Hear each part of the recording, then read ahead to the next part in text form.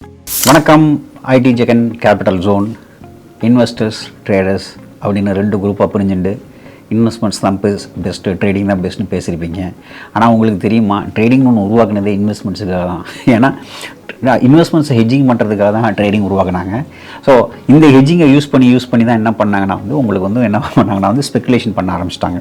So இப்போ நான் என்ன சொல்ல போகிறேன்னா, ஸ்பெக்குலேஷன் தவிர்த்து மேலே போதா மார்க்கெட் கீழே போதா அப்படிங்கிறத தவிர்த்து இன்வெஸ்டர்ஸ்க்கு ஒரு பஞ்ச் ஆஃப் ஸ்ட்ராட்டஜிஸ் ஏன்னா இன்வெஸ்ட்மெண்ட்ஸ் எல்லாம் இந்த ஸ்ட்ராட்டஜிஸ்லாம் பண்ணால் அவங்களுடைய லாங் டேர்ம் கோலுக்கு லாங் டேர்ம் வெல்த்துக்கு ரொம்ப யூஸ்ஃபுல்லாக இருக்கக்கூடிய ஸ்ட்ராட்டஜிஸ் அதுதான் நான் சொல்ல போகிறேன். இப்போ இந்த ஸ்ட்ராட்டஜிஸில் ஒரு ஓவர்வியூ தான் சொல்ல போகிறேன். ஏன்னா இந்த ஸ்ட்ராட்டஜிஸ் பற்றி ஏற்கனவே நான் நிறைய காணொலிகளில் இங்கே நான் பேசியிருக்கேன். அதை குரூப் பண்ணி நான் உங்களுக்கு எந்த காலத்தில் என்ன பண்ணணும் அப்படிங்கிறத நான் உங்களுக்கு சொல்கிறேன். சரிங்களா? சரி, இப்போ நம்ம என்ன பண்ணலாம்னா ஒரு இன்வெஸ்டர்ஸ் என்ன நினைப்பாருன்னா ட்ரேடிங்னா ஸ்பெகுலேஷன் நினைப்பார். ஆனால் ட்ரேடிங்கில் 3 கேட்டகரி இருக்குது. என்னென்ன கேட்டகரின்னு பார்க்கலாம்.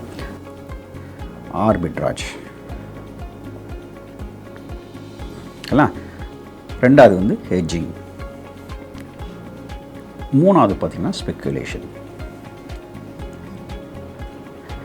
இப்படி ஒரு 3 கேட்டகரி இருக்குங்க ட்ரேடிங்கை பொறுத்த வரைக்கும். சரிங்களா? ஆர்பிட்ராஜுங்கிறது உங்களுக்கு தெரியும், ஒரே அண்டர்லைங்க ஒன்று பை பண்ணி இன்னொன்று செல் பண்ணுறது ஆர்பிட்ராஜ் ஸ்ட்ராட்டஜின்னு சொல்லுவாங்க. இது பெரும்பாலான இன்வெஸ்டர்ஸ் பண்ணுறது இல்லை. ஆனால் என்னை பொறுத்த வரைக்கும் நான் பண்ணணும்னு நான் சொல்லுவேன். இப்போ கூட நம்ம ரீசெண்டாக பார்த்தோம் சில்வர் யாரெல்லாம் ஹோல்ட் பண்ணியிருந்தாங்களோ அவங்களுக்கு பார்த்தீங்கன்னா ஃபிசிக்கலாக ஹோல்ட் பண்ணியிருந்தாங்களோ இல்லை இடிஎஃப்ல வச்சுருந்தாங்களோ அவங்களுக்குலாம் பார்த்தீங்கன்னா ஃபியூச்சரில் ப்ரைஸ் கம்மியாக இருந்தது. அந்த மாதிரி சமயத்தில் அவங்க என்ன பண்ணலாம், ஃபியூச்சரில் அவங்க என்ன பண்ணலாம், ஷார்ட் பண்ணிக்கலாம். ஸோ அந்த ஆர்பிட்ராஜ் பண்ணலாம். பட் இப்போதைக்கு நம்ம இதை பற்றி பேச போகிறதில்ல, ஆர்பிட்ராஜ் பற்றி பேச போகிறதில்ல. ஹெட்ஜிங்கில் என்னென்ன ஸ்ட்ராட்டஜிஸ் எல்லாம் இருக்குது அப்படிங்கிறத நம்ம எம்பசைஸ் பண்ணி சொல்லுவோம். ஸ்பெகுலேஷனை விட்டுருங்க, இதுதான் நம்ம பியூர் ட்ரேடர் பண்ணுறது. இப்போ நாங்கள் பண்ணுறது என்னென்னா இந்த பியூர் ட்ரேடிங் பண்ணுறது. ஆனால் ஒரு இன்வெஸ்டர்ஸ் ஹெட்ஜிங் சம்மந்தமாக அவங்க இன்வெஸ்ட்மெண்ட்டுக்கு தகுந்தாப்பில் என்னென்ன ஸ்ட்ராட்டஜிஸ்லாம் பண்ணலாம் நான் சொல்ல போகிறேன். சரிங்களா? Number 1 strategy cash secured put. ஓகேங்களா? ஸோ இது நல்லா உங்களுக்கு தெரியும்.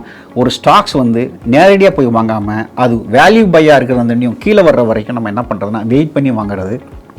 அத்திமணி புட்டை செல் பண்ணி அது கீழே வர்ற வரைக்கும் வெயிட் பண்ணி வாங்குறது. ஸோ இது பண்ணிங்கன்னா உங்களுக்கு எப்போவுமே ஒரு சாட்டிஸ்ஃபேக்ஷன் இருக்கும். ஒரு வேளை மார்க்கெட் ரன் ஆனாலும் உங்களுக்கு பிரச்சனை இல்லை, ஒரு மினிமல் ப்ராஃபிட் எடுத்து நீங்கள் பாக்கெட்டில் போட்டிருப்பீங்க. ஸோ இது சம்மந்தமாக வேணும்னா ஏற்கனவே நான் என்ன பண்ணியிருக்கேன்னா ஒரு வீடியோ போட்டிருக்கேன். கேஷ் செக்யூர்ட் புட் எவ்வளோ எஃபிஷியண்ட்டாக பண்ணணும், எப்படி பண்ணணும், என்ன ப்ரீமியத்துக்கு செல் பண்ணணும், அடுத்து என்ன பண்ணணும் அப்படிங்கிறத நான் உங்களுக்கு சொல்லியிருக்கேன். சரிங்களா? ஸோ அங்கே போய் பார்த்தீங்கன்னா தெரியும் கேஷ் செக்யூர்ட் புட் எப்படி பண்ணணும். ரெண்டாவது கவர்ட் கால். கவர்ட் கால்ங்கிறது நீங்கள் வச்சுக்கிற ஸ்டாக்குக்கு இல்லைனா நிஃப்டியாக இருந்தால் கூட நீங்கள் என்ன பண்ணலான்னா மாதம் கூட நீங்கள் நிஃப்டியில் வீக்லியில் மந்த்லியில் காலை செல் பண்ணலாம். அப்படி இல்லைன்னா நீங்கள் என்ன பண்ணலாம், லாங் டேர்மில் நீங்கள் ஒரு கவர்ட் கால் பண்ணலாம். இது நிறைய இன்வெஸ்டர்ஸ் பண்ணுவாங்க.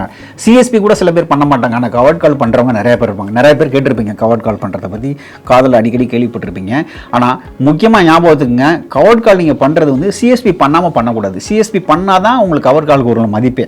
இந்த கவர்ட் கால் நீங்கள் பண்ணிங்கன்னா உங்களுக்கு என்ன ஆகும்னா, மார்க்கெட் சைட்வேஸில் போகும்போதோ மார்க்கெட் கீழே வரும்போது ஒரு ரெண்ட் எடுத்து பாக்கெட்டில் போட்டுப்பீங்க.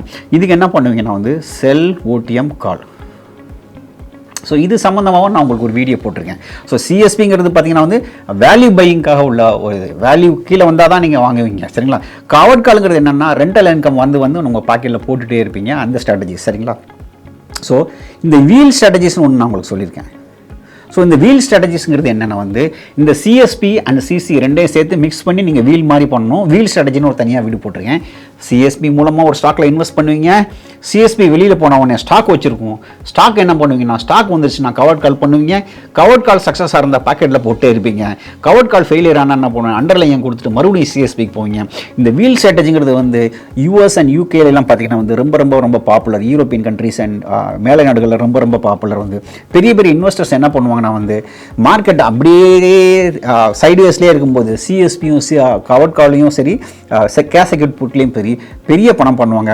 மார்க்கெட்டில் ஒரு ரோலிங், அதாவது வச்சுக்கிற இன்வெஸ்ட்மெண்ட்ஸ் சரியாக ரிட்டர்ன் கொடுக்காட்டாலும் மாதம் பார்த்தீங்கன்னா உங்களுக்கு ஒரு பேசிவாக ஒரு ரிட்டர்ன் வந்துக்கினே இருக்கும். இந்த ரிட்டர்ன் காசு எடுத்து நீங்கள் போட்டே இருக்கலாம்.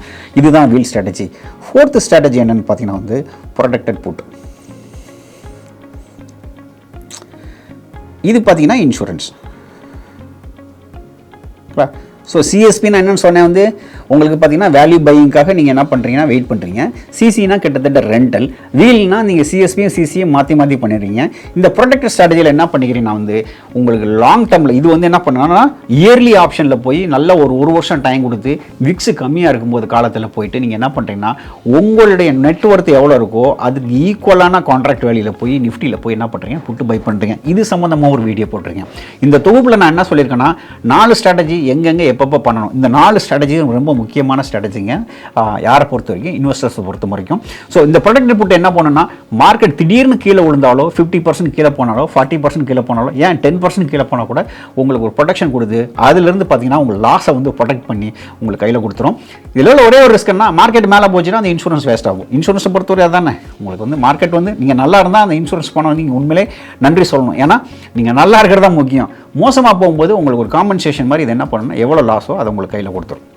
ஆனால் ஞாபகம் வச்சுக்கோங்க, எந்த அண்டர்லைங்கோ அந்த அண்டர்லைங்கோட இன்சூரன்ஸ் தான் வாங்கணும். நீங்கள் கோல்டோ இல்லை வந்து குரூட் ஆயிலோ இல்லை வேறு ஏதாவது சில்வரோ ETF வச்சுருந்து இல்லை பிட்காயினோ வச்சுருந்தா நீங்கள் நிஃப்டியில் போய் இன்சூரன்ஸ் வாங்க முடியாது. NSEயில் ஸ்டாக்ஸ் இருந்ததுன்னா நீங்கள் என்ன பண்ணலாம், நிஃப்டியில் போய் நீங்கள் என்ன பண்ணிக்கலாம்னா இந்த இன்சூரன்ஸ் வாங்கிக்கலாம். ஸோ இப்போ புரியுதாங்க, bunch of strategy, cash secured put, covered call, wheel strategy, protected put, arbitration ஒன்று பண்ணலாம். அதை பற்றி வேணால் நான் ஒரு தனி வீடியோவில் பேசுகிறேன். ஸோ இப்போதைக்கு இந்த 4 ஸ்ட்ராட்டஜிஸை நீங்கள் என்ன பண்ணலாம்னா வந்து ஸ்ட்ராட்டஜிஸை வந்து எக்ஸ்க்ளூசிவ்லி ஃபார் இன்வெஸ்டர்ஸ் யூஸ் பண்ணிக்கலாம். இதில் ஸ்டாப் லாஸ் பற்றி கவலை இல்லை, இதில் மார்க்கெட் எங்கே போகணும் பற்றி கவலை இல்லை, ட்ரையல் பண்ணுறது பற்றி கவலை இல்லை. நீங்கள் இந்த ஸ்ட்ராட்டஜி எடுத்துகிட்டு தூங்கலாம். இன்வெஸ்டர்ஸ்க்குள்ள ஸ்ட்ராட்டஜிஸ் எல்லாமே அப்படி தான். ஏன்னா அவங்க எல்லாமே வந்து இன்வெஸ்ட்மெண்ட்டோட ஒட்டி இருக்கிறதுனால வந்து இவங்களுக்கு ஸ்டாப் லாஸோ பொசிஷன் சைஸுங்க எல்லாமே வந்து உங்களுக்கு ரொம்ப ஈஸியாக இருக்கும். ஸோ இப்போ புரிஞ்சிருக்கும். Thank you. Investments in the securities market are subject to market risk. Read all the related documents carefully before investing.